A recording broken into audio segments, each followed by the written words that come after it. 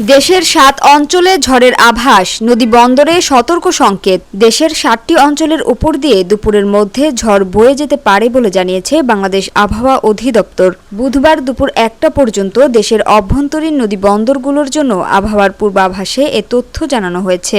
এতে বলা হয়েছে, খুলনা, বরিশাল, পটুয়াখালী, নোয়াখালী, কুমিল্লা, চট্টগ্রাম এবং কক্সবাজার অঞ্চলের উপর দিয়ে দক্ষিণ পূর্ব দিক থেকে ঘন্টায় ৪৫ থেকে ৬০ কিলোমিটার বেগে অস্থায়ীভাবে দমকা অথবা ঝড়ো হাওয়া সহ বৃষ্টি অথবা বজ্রসহ বৃষ্টি হতে পারে। এসব এলাকার নদী বন্দরকে ১ নম্বর সতর্ক সংকেত দেখাতে বলা হয়েছে।